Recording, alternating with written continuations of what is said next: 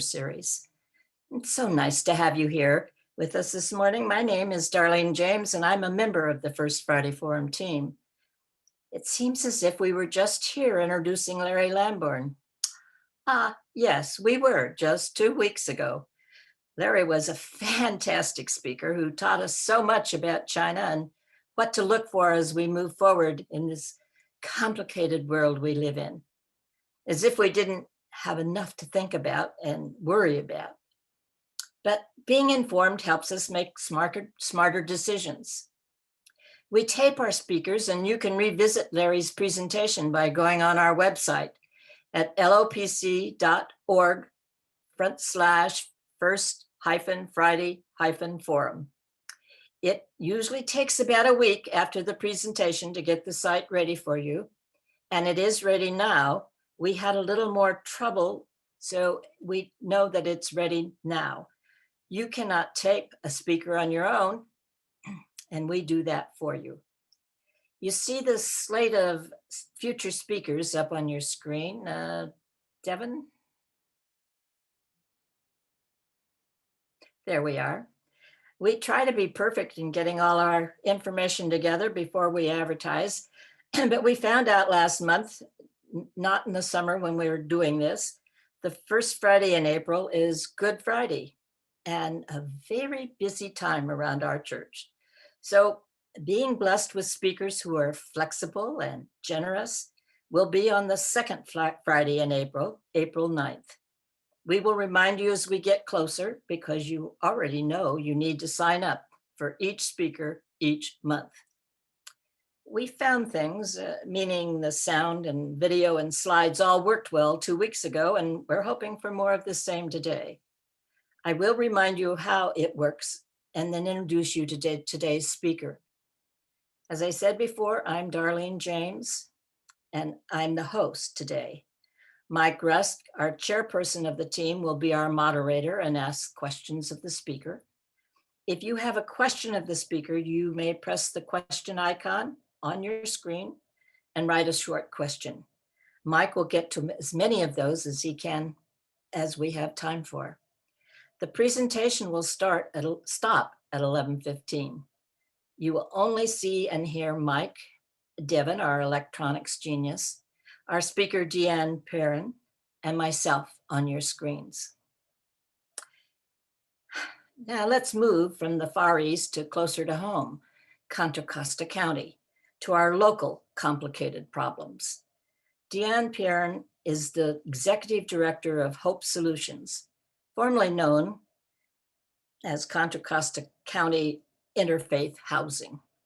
She has been the executive director there since 2017. The mission of Hope Solutions is to heal the effects of poverty and homelessness by providing permanent housing solutions and vital support services to homeless and poverty-impacted families and individuals. The organization was founded in 1997 as a partnership between LOPC, Temple Isaiah, and other faith communities. Hope Solutions has grown into an $8.5 million organization with a staff of over 60 and serves 18,000 clients a year. Prior to joining Hope Solutions, Diane co-founded First Place for Youth, which grew from a two-person startup to a statewide organization with over 100 staff, helping nearly 2,000 youth a year. She also helped change public policy and improve the systems of care responsible for serving these young people. Ms. Perrin holds a Master in Public Policy from UC Berkeley's Goldman School, and her undergraduate degree was from Stanford. Two statistics that I found very interesting while reading Deanne's bio. She was talking about the housing shortage and the homeless crisis in California. 1 in 9 Americans live in California, and 1 in 4 homeless Americans live in California. Here to help us understand what the problems are and the depth of those problems when you are in pandemic is Deanne Pearn, Executive Director of Hope Solutions. Deanne? Thank you, Darlene, and thank you, everybody. It's wonderful to be here. I am honored, and I am going to pull up my presentation here. Give me a quick second. And I think there we go. So,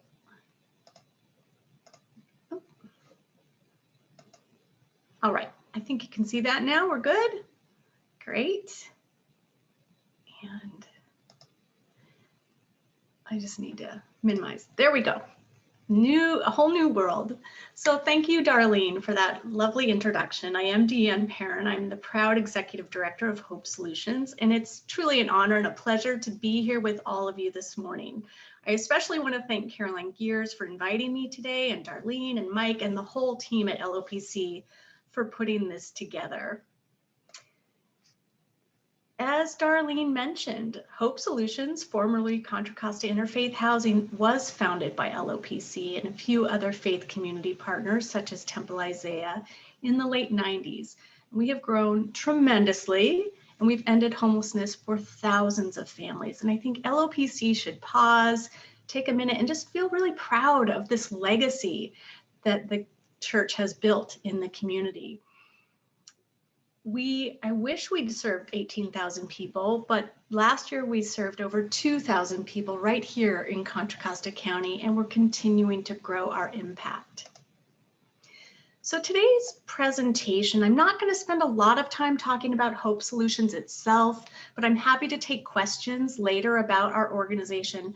But I am talking more about our homeless crisis, the causes, the impacts of COVID-19, and where do we go from here?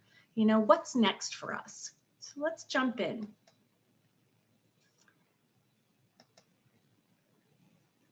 Just a couple statistics to set the context. Nationally, there's over 567,000 people who are homeless in our country on any given night. And about 40% of those folks are unsheltered. As Darlene mentioned, in California, we also have a pretty significant problem. We have 151,000 people who are homeless on any given night. That's a point in time. And it's about 400,000 people per year that come into our homeless service system. Darlene mentioned the disproportionality that we have 1/9 of the population and 1/4 of the nation's homeless population. And we also in California have the largest portion of homeless residents who are unsheltered, meaning they're a lot more visible than in some other parts of the country. In Contra Costa County, and this is just new data that hasn't yet been published by the county, but is available to us. Last year, there were over 6,500 households, homeless households, that came through our emergency services system. Those households are comprised of almost 8,000 people, including nearly 1,500 children. And as you can see, unfortunately, our numbers are going up. We had a 16% increase over the year before and a 22% 5-year increase in our homeless numbers. What do we know about these folks? Well, the data is showing us that only 1 out of 3 are chronically homeless, and that means they have been experienced long-term episodes of homeless and are much more likely to be in the unsheltered, sort of living on the streets under bridges category. We know that 1 out of 4 experience domestic violence. We know that 1 out of 2, this is just in the last year, are newly homeless.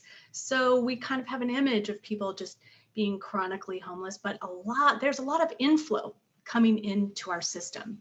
And 8 out of 10 have become homeless right here.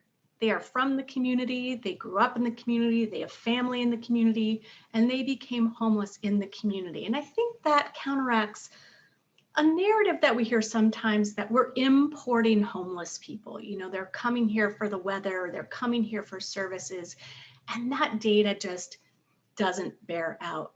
I would say too that Contra Costa County is doing a lot of good things, and we're going to talk about that a little bit later. But over We housed in our county, permanently housed over 3,000 households over the last 5 years. But part of our challenge is we have more people coming into the system than we have sort of exiting. We don't have the capacity right now to meet the needs of the inflow. What else do we know about our unhoused neighbors? A couple other things. As I said, about 26% of folks are in a family context. About 74% are singles.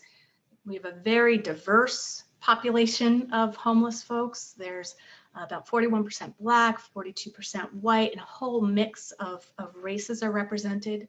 And an age breakdown. We've got a lot of adults, and this category actually goes up to 65. We've got 11% seniors, a lot of minors, and this at about 8% are transition age youth, and that stays steady. If we took 55 to 62-year-olds out of this adult category, that would be another about 8% there. So what is this telling us?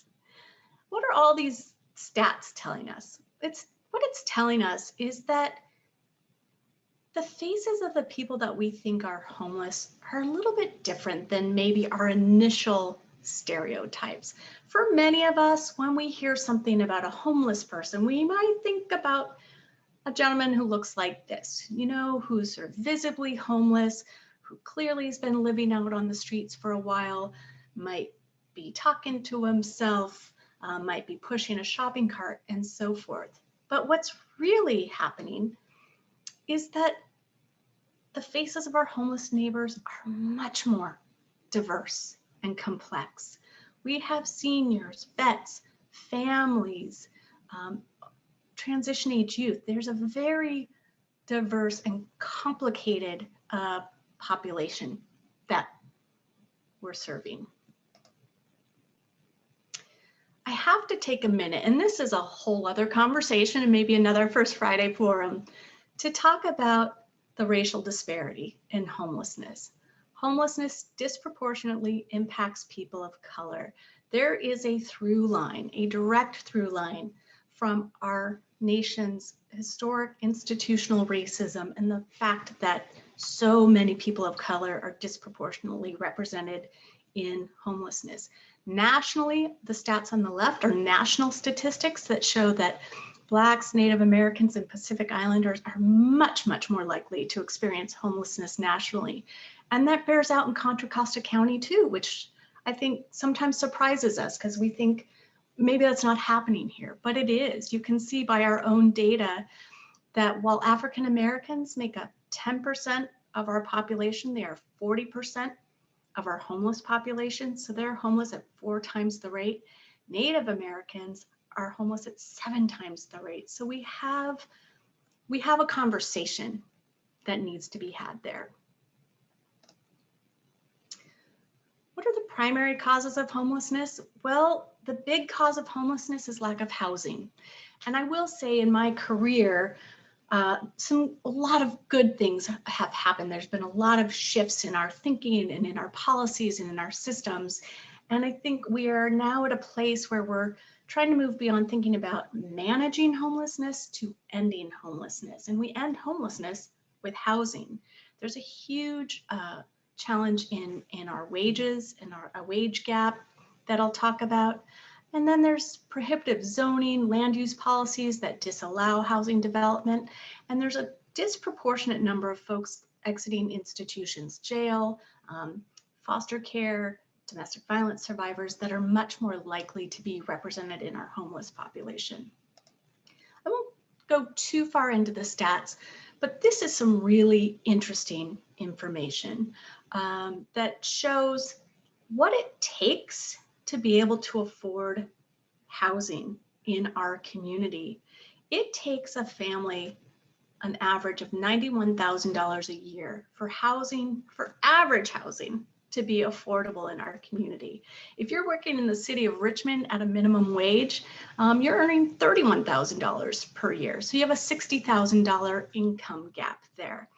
And you can see on the right, it shows what the median asking rent is for a 2-bedroom, $22.86, the income needed to make that affordable, and then what various jobs and wages would pay. A substitute teacher, $18 an hour, preschool teacher, $19 an hour, a medical assistant, $21 an hour. So there's a huge pressure here.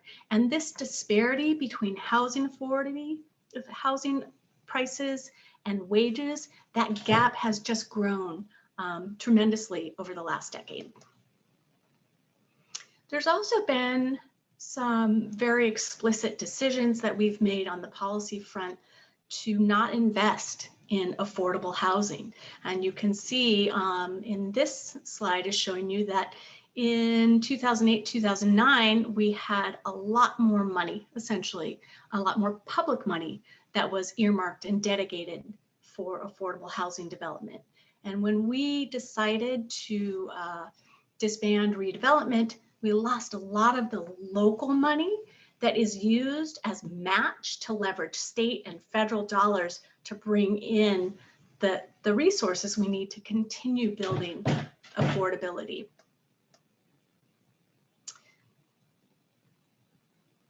So this was the situation we faced before COVID hit, right? We have a lot of people in our community who are struggling and not getting their needs met, and some of which have been invisible to us for a while. There was a period of time where I think we thought homelessness doesn't happen in Contra Costa County. That's a San Francisco thing, or that's an Oakland thing. But the truth is, we know it is here. So what happened in this context when COVID hit? Our system went into overdrive, and I would say it made me extremely proud to work in this county. The leadership at our county, the partnership between all the community-based organizations, our whole system of care really came together in a pretty phenomenal way to blunt the impact of COVID-19. The first thing that we had to do was make everybody safe, right? So we immediately had to shut down the congregate shelters to prevent the spread of COVID-19 and to protect vulnerable residents. Older folks and people with underlying health conditions are much more likely to suffer ill effects from COVID, and they compromise a lot of the folks living on our streets. Some interesting data shows that people living on the street have physical and health conditions of people who are 15 to 20 years older than them. So our homeless 50 and 55-year-olds are at very high risk of serious health problems from COVID, as are our people who are medically compromised and so on and so forth. So our county did a lot, and in partnership, we supported and did a lot of those efforts as well. We lifted up 4 Project Room Key hotels all over the county with 326 units. Many of the surrounding counties refused to participate in Project Room Key. We got into the encampments with showers, with personal protective gear, hand washing, hygiene kits, etc. Our system also increased our prevention funding to keep people out of the homeless service system. And I just have to say, the emergency response was heroic, and it's done an amazing job blunting the risk of COVID in the homeless community and keeping people safe. What I find is amazing is that 393 homeless people have tested positive for COVID-19 out of a total of 55,000 cases in our county. That's less than 1% of the cases, excuse me. So the story here is really the absence of a story, that we did a really tremendous job coming together, blunting the impact, taking care of sort of the immediate crisis, getting people out of the shelters, moved into the hotels, keeping people safe who couldn't get moved into a hotel. And we really moved mountains and prevented a major catastrophe so far. And it was a huge community effort. Kind of a couple slides that show a little bit more about what the county did, and I'll point out sort of our role. So as I mentioned, there was a lot of work done to do really the emergency things. We lifted up portable restrooms and hand washing, a safe parking program, our care centers, which already existed, pivoted and offered support in a different way and in a safe way. The county was able to put together 4 Project Room Key hotels and then take advantage of a state opportunity to actually purchase one of these hotels through Project Home Key. And so that hotel we will maintain that capacity as in perpetuity in our community. So trying to take the moment afforded by the crisis and create some longer term solutions. We're now at a place where we're starting to modify existing shelters, create ways that people can go back into the shelters in a safe, non-congregate way. And then what's next, right? We've taken care of the crisis, but how do we make sure that people aren't eventually put back on the street? So now we're accelerating permanent housing placement. And that's really where Hope Solutions fits in.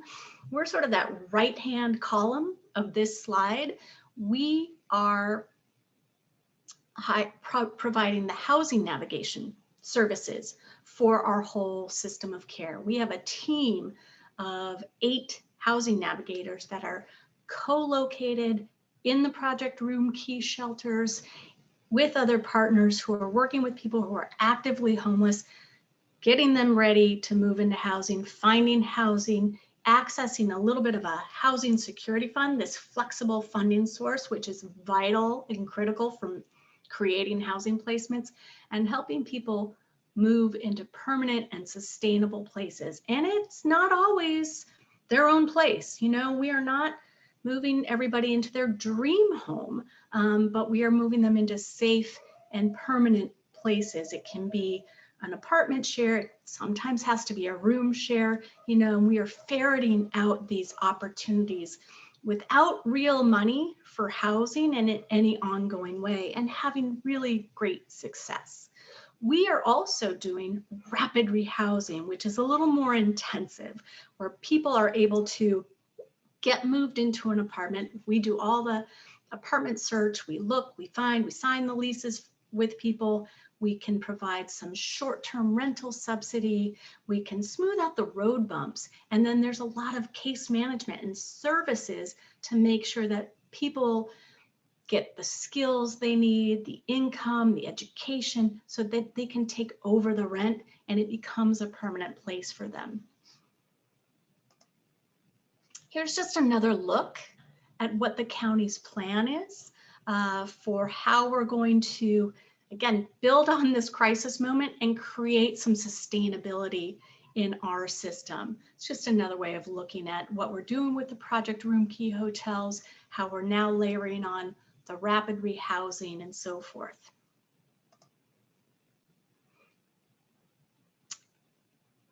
So all of that was amazing. Truly, truly heroic work. Like I said, I am proud to work in this county, and I'm proud to work with these partners who have done such an amazing job taking care of the most vulnerable in this crisis moment. Now we really need to make sure that we create housing, permanent housing for folks. Where do we go from here? We need to find a way to sustain this emergency infrastructure. It's critical. Some of the lessons learned were that maybe hotels are better. Maybe that sort of style of housing is better for meeting the emergency housing needs for folks rather than congregate shelters. Or, you know, there's a place for both. How do we keep that infrastructure going? We also need to expand prevention efforts. You know, the numbers that I shared at the beginning of my slide were the folks who came in and needed emergency services.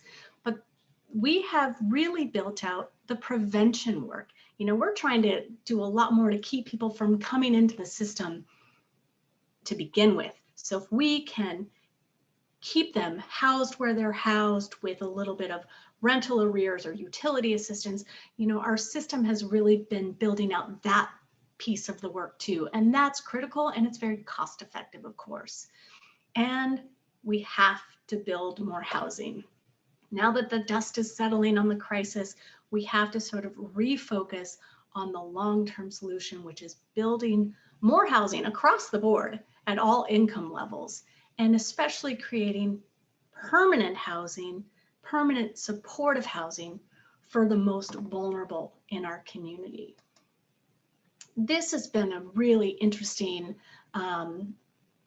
slide, and a huge body of work is represented here that the county and the partners have put together that really sort of shows what our overall system is, what we have currently in terms of services and supports, what we really need, and what the gap is.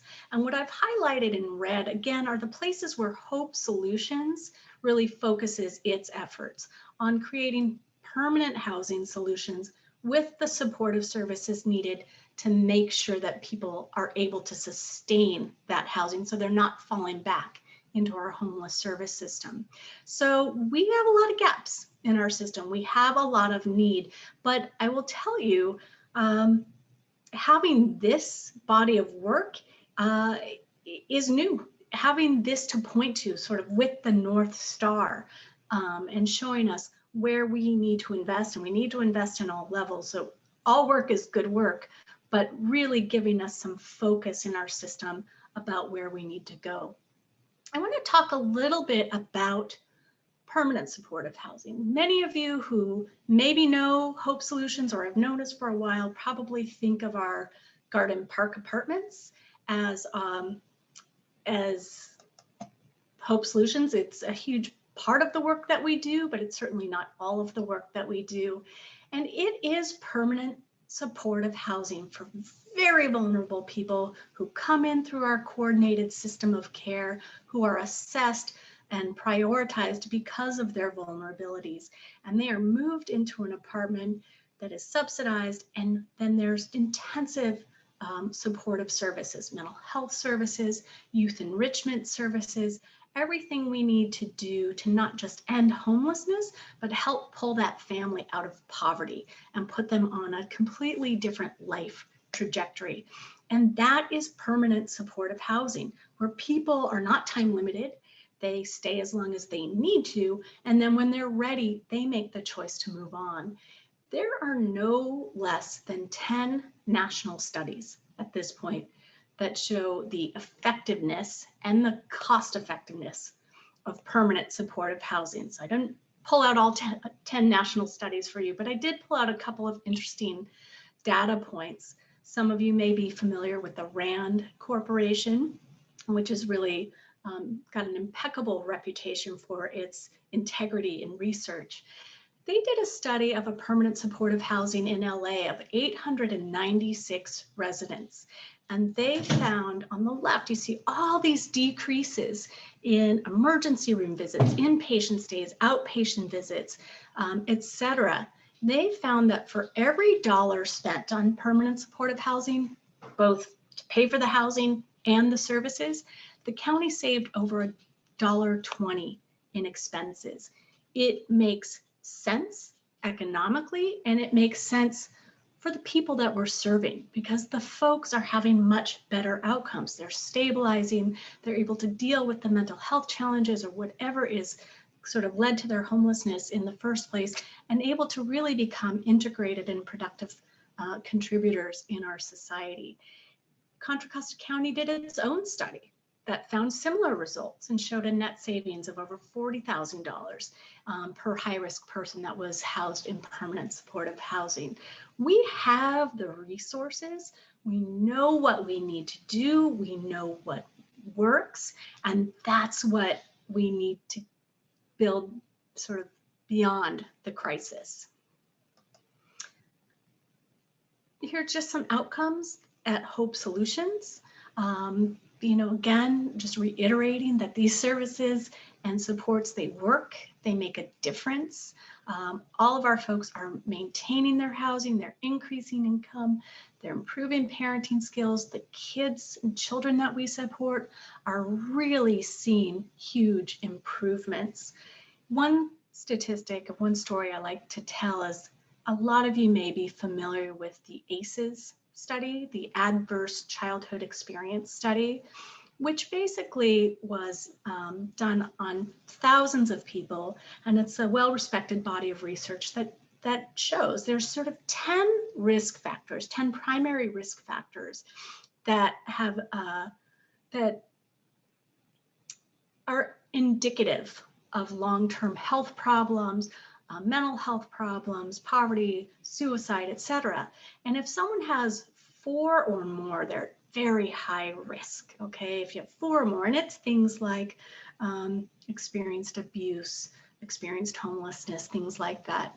When we ran an analysis on our residents at Garden Park, the average ACEs score was 5.8. Now remember, 4 means you're at high risk. 5.8, 80% of the adults there had scores of 4 or more. But the children of our families, their scores were 0 and 1. And there is a very tangible marker, a very tangible metric that shows these kids are having a completely different life experience and are on a completely different trajectory than their own parents. So what can we do? What can we do at this point? We need housing. Folks can help us secure more housing. We look at housing in a lot of ways. We are looking at Hope Solutions at buying small scale properties. We do a lot of master leasing in the community, so folks can rent apartments to Hope Solutions clients. We have a couple of dear landlords who decided that they would actually go out and purchase some 1-bedroom condos, and they would turn around and rent them to Hope Solutions clients because they wanted to do something, and they have an investment, and then they're also using their investment to give back to the community. You can support affordable housing in your community. I have a couple of quick policy slides in a second. And you can support it locally, you can support it in our county, you can support it personally, you can use your influence. There's a lot of ways to sort of become part of the YIMBY crowd, the yes in my backyard, or yes, we see the value of having housing. We'd much rather have our neighbors housed safely and affordably than being unsheltered. We have a lot of volunteer opportunities at Hope Solutions, but I think a lot of you are already familiar with those volunteer opportunities and are already plugged in. We have such a wonderful, rich partnership with LOPC, with the Love Does crew, and we've done so many great projects over the year, and we just can't thank you enough, because that is what makes Hope Solutions so special, is those beautiful acts of love that come in from our faith community partners and all of our community partners that communicate to our residents, you're worthy, you deserve to have nice things. You know, it changes their whole self concept, and the power cannot be underestimated. And then there's a lot of policy work happening. Boy, we have launched a resident empowerment program at Hope Solutions. We have 4 residents that we are working with and training to be engaged in some of the local and state policy and advocacy work. And they are having a hard time staying on top of everything that's going on. But a couple of key things that I would bring to your attention and encourage you to sort of track and follow is SB 899. It's a really exciting bill that did not pass last year, but is going to be reintroduced this year. And it's being authored by Senator Wiener. And it would make building affordable housing simpler, faster, and less expensive on land owned by faith communities or nonprofit hospitals and universities by circumventing some local zoning restrictions. A McKinsey study found that it would add an estimated 3.5 million new affordable housing units in California. This is particularly exciting for us because we have an opportunity that we are pursuing with Clayton Valley Presbyterian Church to build some housing on some land that they have. And we've been in conversations. We're partnering with Homemade, we're partnering with Clayton Valley to build affordable, permanent affordable housing for families at the back of the church property. And, you know, it's had some ups and downs, but with this legislation and some other pieces of legislation, the political climate in support of this project is much more favorable, and it's looking much more realistic than it was even a year ago. So it's exciting, and these things do make a difference. There's also an exciting big picture effort that's being put together by Housing California and the California Housing Partnership, and it's called the Roadmap 2030. And it's big and it's bold, and I'm not going to go through a lot of it. They are still sort of scoping out the frame, but I think we're starting to recognize that we can only do so much as an individual agency, and we can raise our voices, we can tell our stories, we can share our data, our success stories, and so forth, but there has to be a much broader framework and a coordinated effort. And this is happening at the state level. And I just encourage you to sort of get involved. The Multi-Faith Action Coalition here in Contra Costa County does a beautiful job tracking policies, raising faith community perspective, faith community voice, and bringing sort of moral authority to some of these policy conversations. We partner with them. We absolutely love the work that they do. And it's another avenue for folks if you're interested in understanding a little more about the local and state policy context and where you might want to get involved. They're a terrific partner.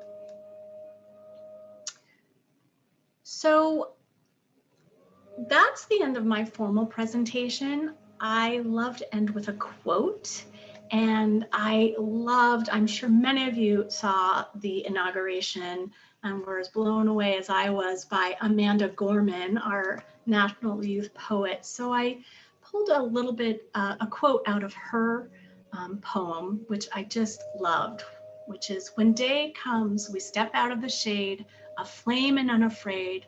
The new dawn blooms as we free it, for there is always light, if only we're brave enough to see it, if only we're brave enough to be it." And I feel like that's our moment. That is our call. There's a ton of good work happening. There's lots to be proud of in our county. There's a lot of hope.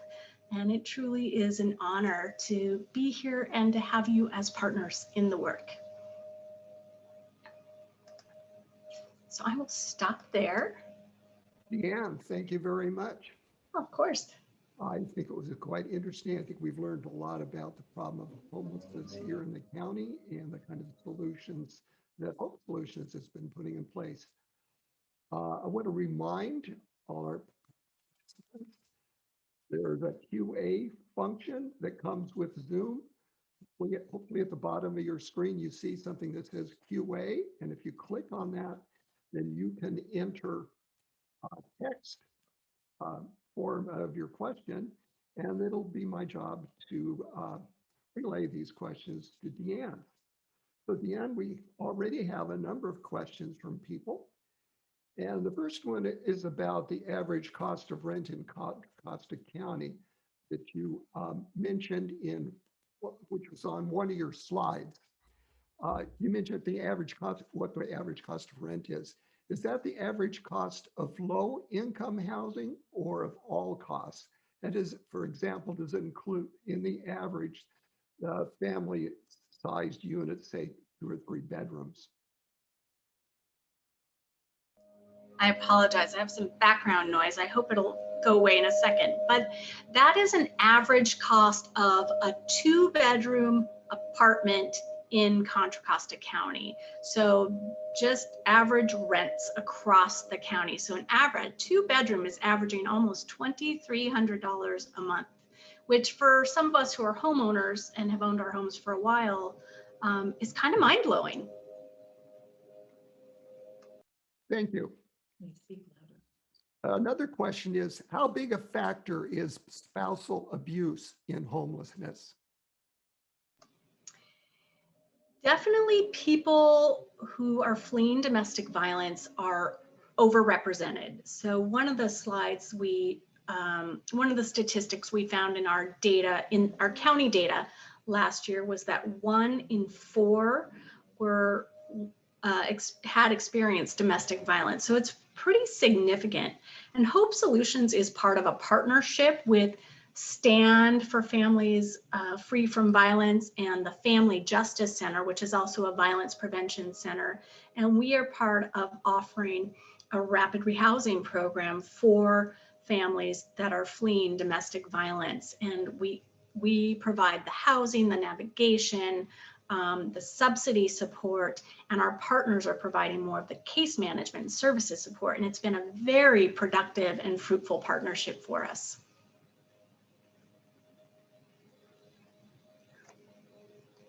Sorry, Mike, I couldn't hear you there. I was on mute. Okay, good. It's not me. So there's a question about hotels.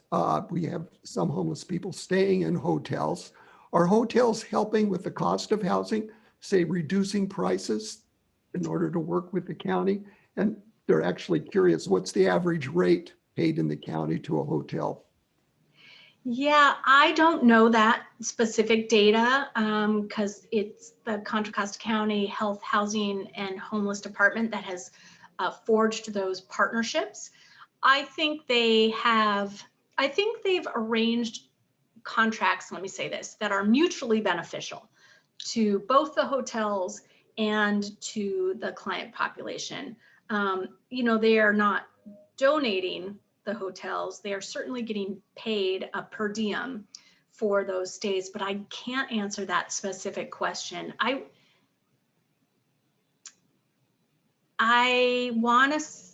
shouldn't venture a guess. I can say that at one point I was able to do a calculation to show that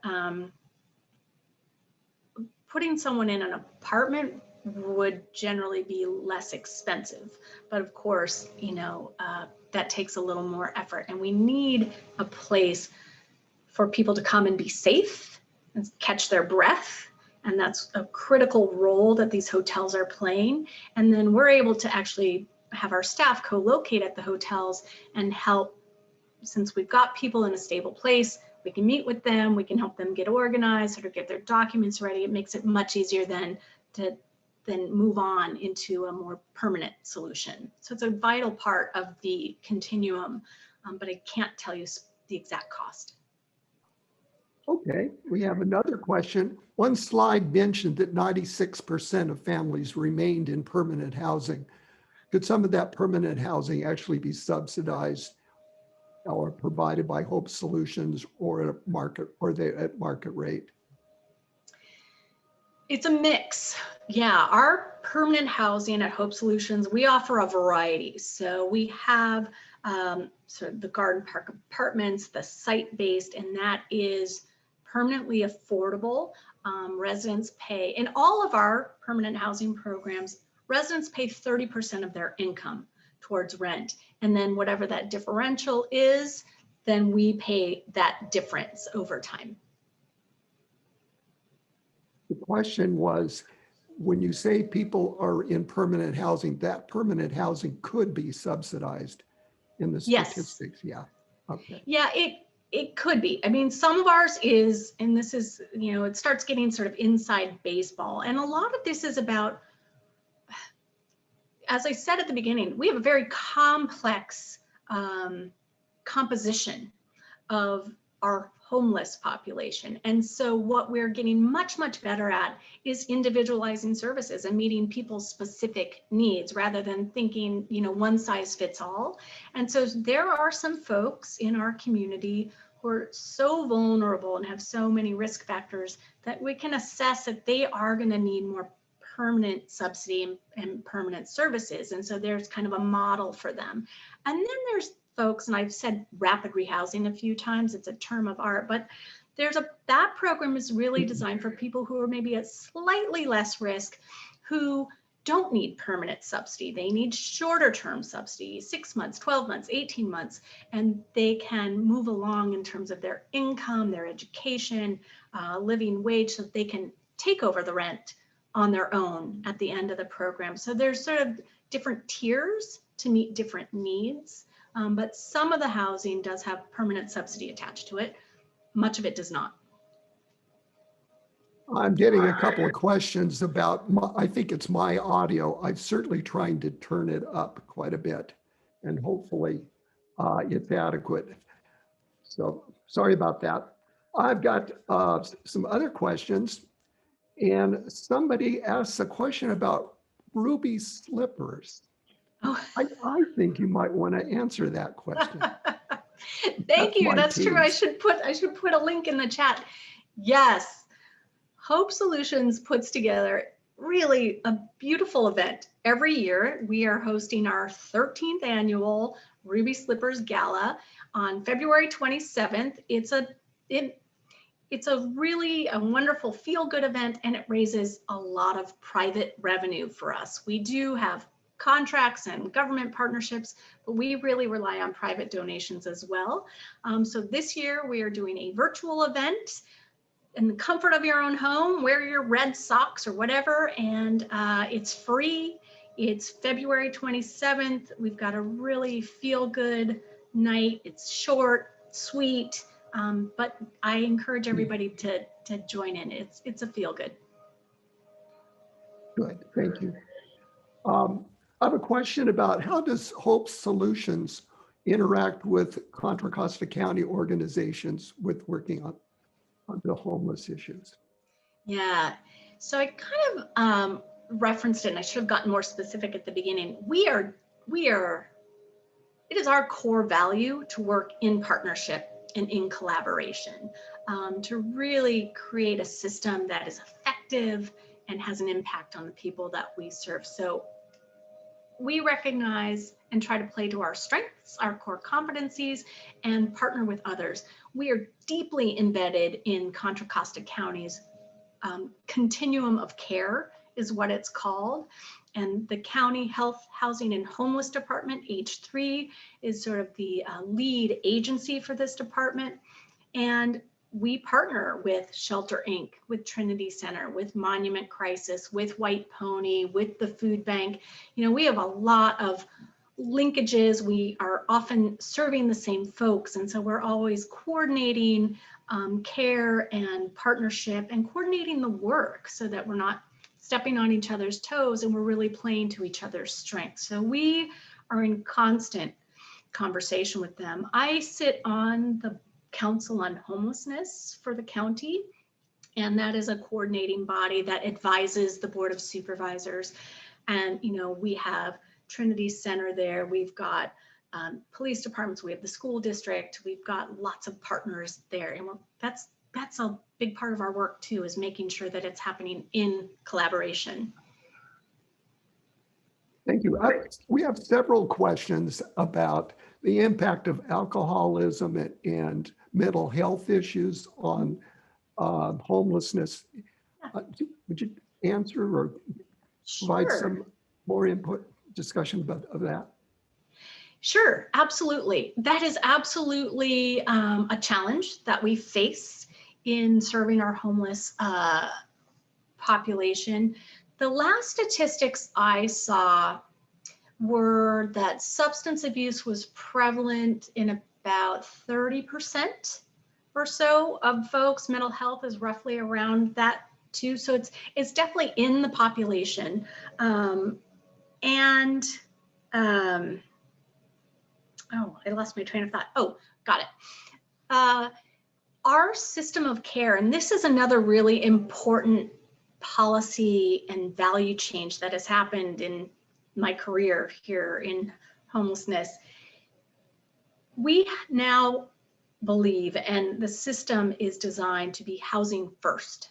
So the way it used to be that people had to be sober, they had to be employed, they had to, have all these things first, and then they could sort of earn housing. And I would say over the last decade, maybe 15 years, we realized that was precluding most of the people, or a lot of people who needed housing, and that it's really flipping it on its head. If you know the Maslow's hierarchy of needs, you've got to take care of safety first, right? Basic safety and survival, and then you can work on the other things. So we now have housing first, and it is a bedrock principle in all of our housing programs. We cannot discriminate or turn people down. There has to be low barrier to entry. You cannot kick people out for their challenges. You house and then you serve, and you help people heal and work through those challenges. There's lots of people in the regular population who maybe have an active addiction and are housed, and it's possible to sort of do both. One of the reports that I was reading, well, I will say, so there's a lot of services. Again, it's individualized. What do you need? What are your barriers? What led to your homelessness? And how do we support you in healing those things? But housing comes first, then we do the healing. One of the reports that I read, there's a really terrific report that I'll put a link in. It was written by Cal Matters, and it's a very comprehensive look at homelessness and causes. And they make the point that in California, as I said, we have a lot more unsheltered homeless than other places, and a lot of that has to do with affordability. The level of mental health and substance use challenge in our homeless population is about the same as other homeless populations, but other communities have affordable housing, and people are living in housing as they're dealing with their challenges. And so it's not more prevalent here. It may sometimes seem prevalent because that might be who we see on the street more. It makes more of an impression, but it's, roughly 30% of the population are presenting with those specific challenges. Thank you for that. Do people get referred to you? There's a question about how do the homeless find out about home solutions? So that's another really fabulous thing about this county. I really give a lot of props to Contra Costa County. I've worked in a lot of counties, and the leadership here is really strong. So a few years back, 2017, HUD, our federal Housing and Urban Development Department, which is one of the primary funders of homeless services and emergency services, required each jurisdiction to really rethink how people get referred. And so we've all had to create these coordinated entry referral systems.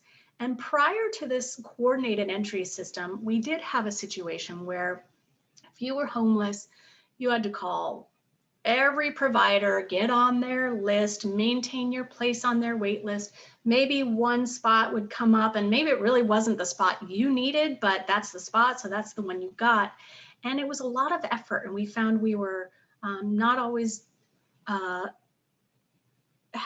serving people with the services that they needed, right? And it was hard. It was very hard on clients, and we ended up serving people who had better self-advocacy skills, not necessarily the people who needed the services. So we flipped the entire system on its head, and Contra Costa County has been a real leader in revamping this system. So now, if you're a homeless person, there's a few primary points of entry. You call 211. And if you're in the community and you see someone and you think they need support and you're not sure what to do, you can call 211 and say, hey, there's somebody who looks like they need some support. Can you send out a core team, is what it's called.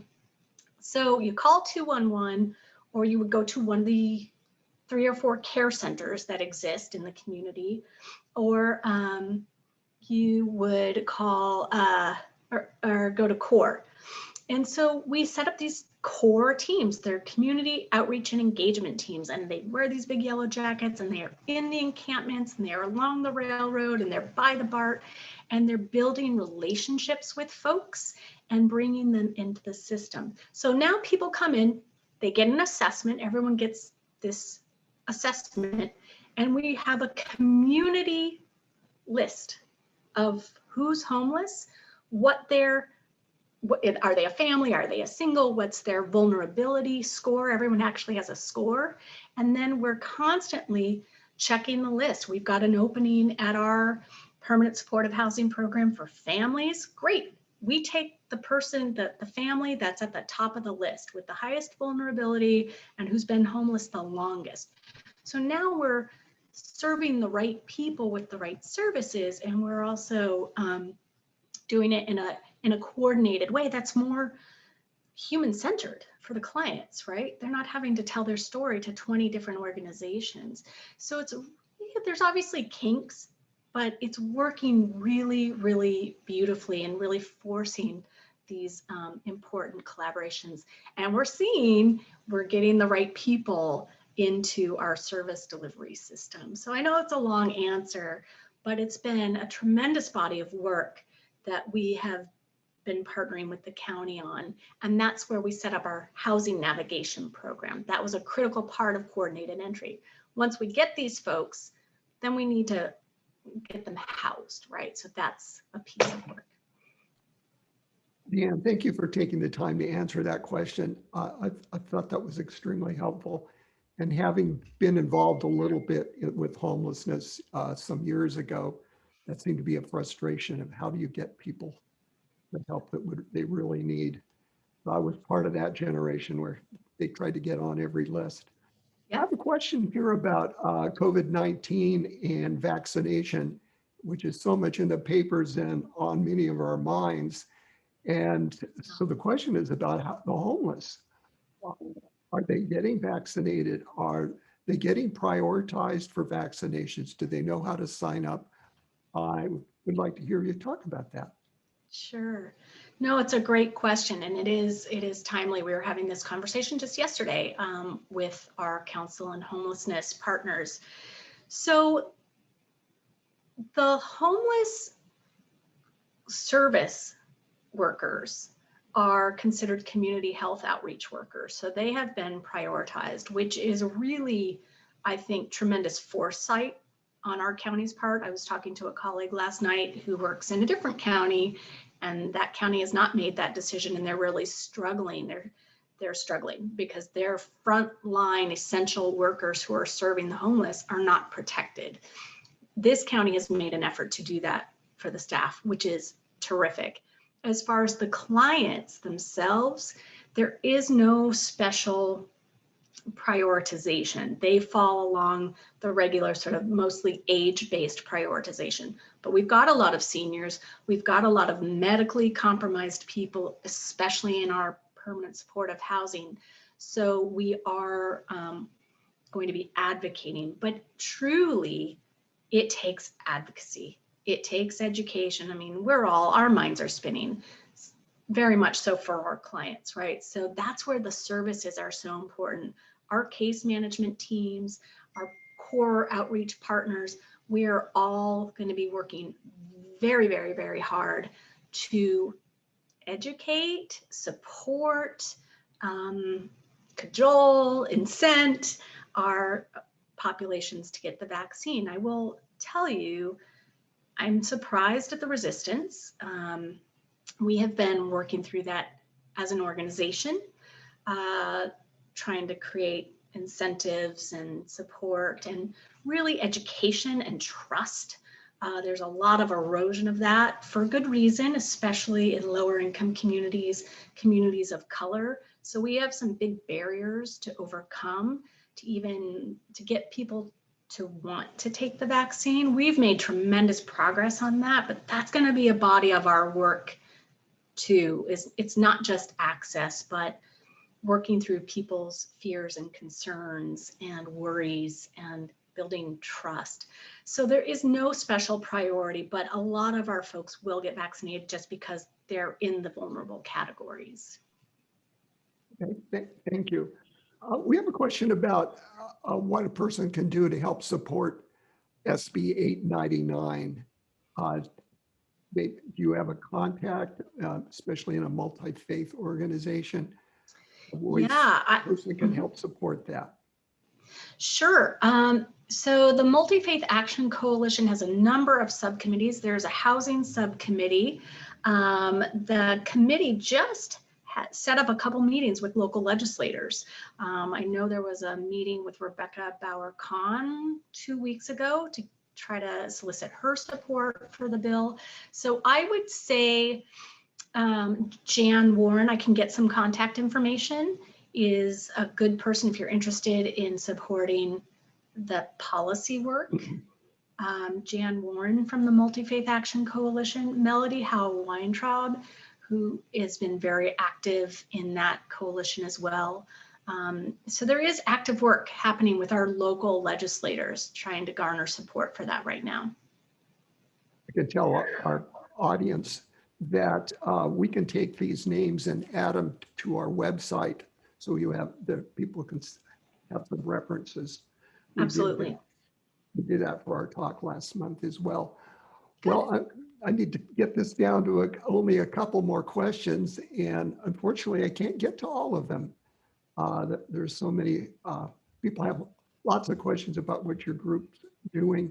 I have another question that's more of an action that people can take. So I definitely want to mention this one. Most of us don't have lots of money that we can make a huge difference, but if we have a little bit of money, what would make the most difference to help address? If we're going to give a dollar amount, where would you suggest? Yeah, I would suggest, I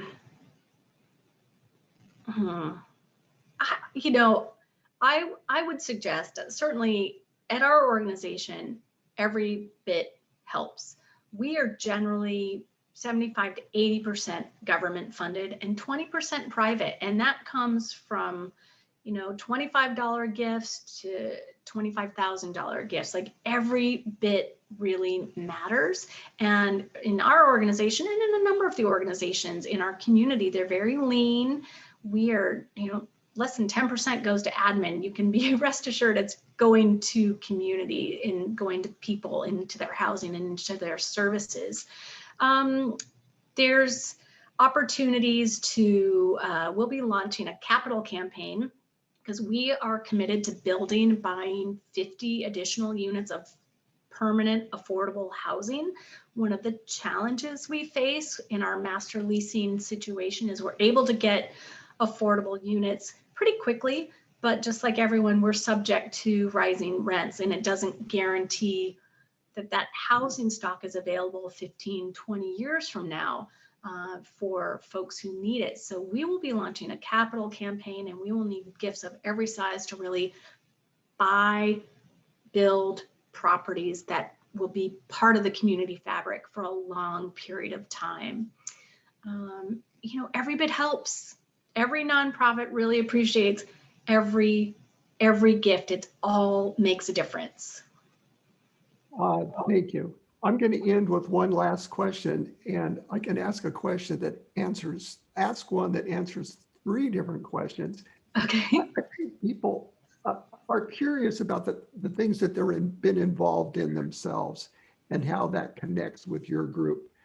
And our church is involved in what was called Warm Winter Nights. I think it's called Winter Nights, as I recall. Habitat for Humanity, Covia Home Placement, are 3 efforts that have been mentioned. Hope Solutions in contact with any of those? Absolutely. So, as I was sort of showing some of those early slides, we have a continuum of services that are vital in our community. We've got the short-term emergency services, and then we've got medium term, and then we are more focused on what are the permanent long-term solutions to truly ending homelessness.